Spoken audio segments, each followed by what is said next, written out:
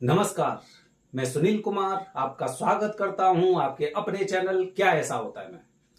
दोस्तों, आज मुझे वीडियो बनाने की जरूरत इसलिए है क्योंकि अगले सोमवार से सावन का महीना शुरू होने वाला है।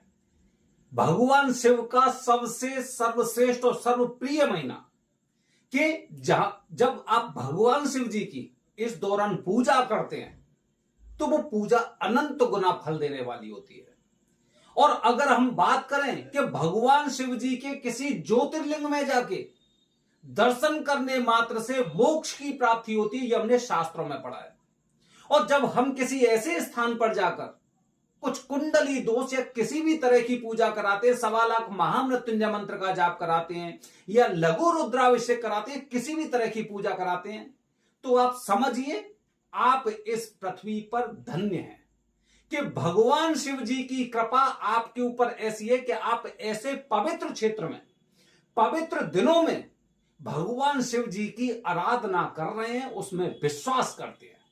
ये एक गर्व की बात है। तो दोस्तों, जब महाशिवरात्रि आती है तो महाशिवरात्रि पे भी आपने देखा होगा भक्तों की कितनी लंबी भीड़ लगी रहती है।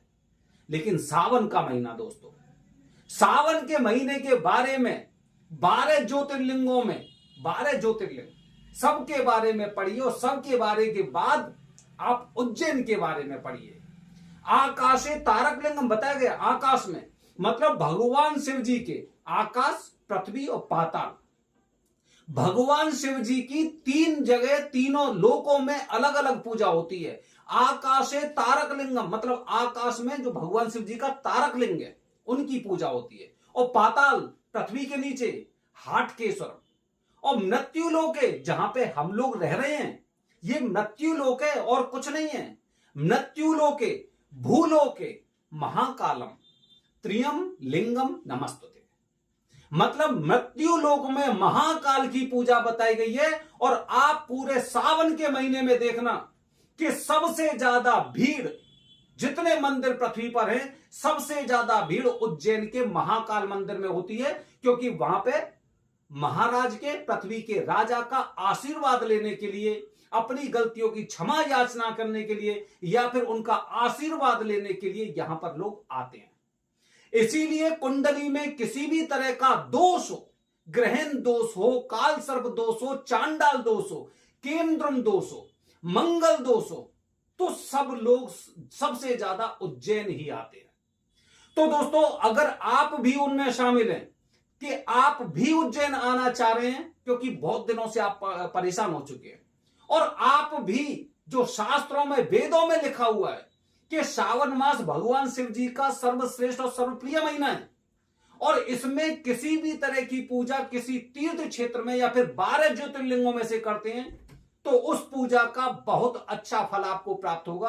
तो इसीलिए अगर आप आ रहे हैं तो कुछ छोटी छोटी बातें आपको बता रहा हूं, उसका विशेष रूप से ध्यान रखिए। अगर आपको ज्यादा फल प्राप्त करना है या फिर अपनी यात्रा का फल उठाना है या फिर भगवान शिव जी का बहुत अच्छा आशीर्वाद प्राप्त करना है या फिर अपने बुरे दिनों को धक्का मारकर, पीछे मारकर आगे निकलना है, तो यह वीडियो आपको जरूर देखनी चाहिए। दोस्तों, पूर्ण विधि विधान की पूजा की सबसे पहले हमें संकल्प करना चाहिए। पूर्ण विधि विधान की, हमसे इसमें कोई भी मिस्टेक नहीं होनी चाहिए। जैसे महाशिवरात्रि की तैयारी 1 महीने पहले से होने लग जाती है कि भगवान शिव जी की मुझे इस तरह से पूजा करनी है। इसी तरह से अगर आप घर से निकलने वाले तो सबसे पहले मुहूर्त का ध्यान करिए।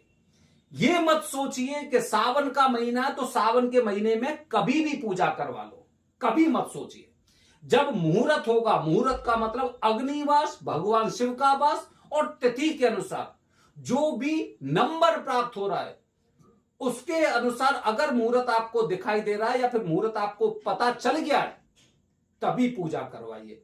अगर किसी को मुहूर्त जानना है तो इसी दिए गए नंबर पर आप हमें संपर्क करिए, सबसे पहली बात। दूसरी बात दोस्तों, घर से बिना अर्जी लगाए मत निकलिए। अरे घर से आप जा रहे हैं तो कम से कम भगवान शिव जी को सबसे पहले धन्यवाद दीजिए कि कम से कम मैं इस सावन के महीने में आपके दर्शन करने के लिए मैं प्लान कर रहा हूं, मैं आ रहा हूं, मेरी यात्रा मंगल में हो, मेरी यात्रा संपूर्ण हो, मेरी यात्रा सफल हो।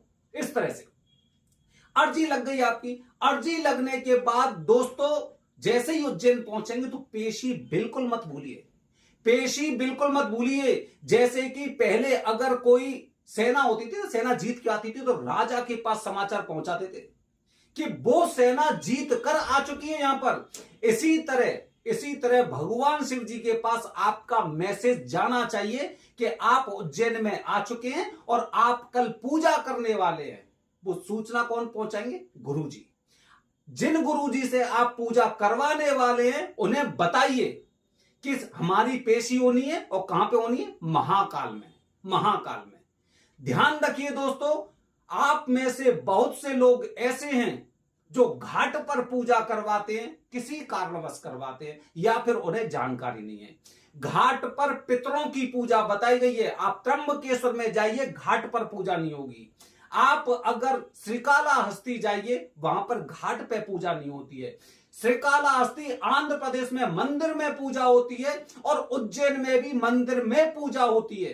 सोचिए, अंधेरे कमरे में, अंधेरी रात हो तो चंद्रमा के पास रोशनी कैसी होगी? या फिर अगर अंधेरी रात की हम बात करें तो अगर कहीं पे दीपक जला देंगे तो रोशनी कहां पर ज्यादा होगी? और ये ज्योति होती है ना, दीपक की ज्योति लो होती है, यही ज्योतिर्लिंग है। तो कोशिश करिए भगवान शिव जी का जो ज्योतिर्लिंग है उनके सबसे नजदीक पूजा करने की कोशिश करिए। ठीक है, ये ध्यान रखिए। इसके साथ दोस्तों सावन का महीना शुरू हो रहा है। सोचिए कि सोमवार को पूजा करने से बचें, चाहे भले ही मुहूर्त हो या ना हो, या फिर पहले से आप अपने गुरुजी से संपर्क करके रखिए कि सोमवार को ही मुझे पूजा करनी है, क्योंकि 22 तारीख से इस बार 6 बार, हर सोमवार को 6 सोमवार को लगातार भगवान शिव जी की महाकाल की शाही सवारी निकलती है। तो इसीलिए बहुत ज्यादा भीड़ होती है, बहुत ज्यादा भीड़। तो उस भीड़ का भी अपने मन में ध्यान रखिए कि आपको किसी भी तरह की असुविधा ना हो। जब ज्यादा भीड़ होती है तो जो पूजा का स्थल मंदिर के अंदर होता है वहां पर आप पहुंचने में विलंब कर सकते हैं, क्योंकि वो जो टनल बनी हुई है उसमें से आप डायरेक्ट बाहर निकल जाते हैं। इसलिए पहले से प्लान करके रखिए इन चीजों को। और सावन के महीने में घर में भी अपने में, चाहे यात्रा के दौरान, लहसुन, प्याज, मांस, मदिरा का सेवन बिल्कुल मत करिए, छोड़िए। इसीलिए सावन के महीने में लोग कालसर्प दोष की पूजा कराते हैं, क्योंकि 40 दिन के नियम बड़े आराम से निकल जाते हैं। सावन में तो वैसे भी इन्हें इन सब चीजों का परहेज करना है और वैसे भी परहेज करना है, इसीलिए सावन के महीने में ये लोग पूजा कराते हैं। ठीक है, अपने मंदिर के आसपास, महाकाल के मंदिर के आसपास काफी धर्मशालाएं, हरसिद्धि माता से लेके राम घाट की तरफ और इधर क्या नाम है ये हाटकेश्वर धाम, इसके आसपास काफी धर्मशालाएं, रुकने की उज्जैन में किसी भी तरह की कोई कमी नहीं है। बस ध्यान रखिए, साफ सफाई का विशेष ध्यान रखिए, साफ सफाई रखिए। और जब भी शिप्रा नदी में आप स्नान करने जा रहे हैं तो प्लीज मेरी आपसे हाथ जोड़कर विनती है कि उसमें कोई भी आप अपने कपड़े साबुन से मत धुलिए, शैम्पू मत लगाइए, गंदे कपड़ों को वहां पे मत निचोड़िए। ये आप वहां पर अपमान करने जा रहे हैं, आप वहां पर दोष लेने जा रहे हैं। ध्यान रखिए इन बातों को। तो दोस्तों अगर आपको किसी भी तरह की समस्या होती है, आपको मुहूर्त चाहिए, आपको कुछ भी चाहिए, तो इस दिए गए नंबर पर संपर्क करिए। लेकिन ध्यान रखिए कि मेरा उद्देश्य तो यही है कि मैं महाकाल के सबसे नजदीक पूजा कराऊं। बाकी आपकी इच्छा आपके ऊपर है। बने रहिए हमारे चैनल के साथ दोस्तों। हर हर महादेव। हरिओम।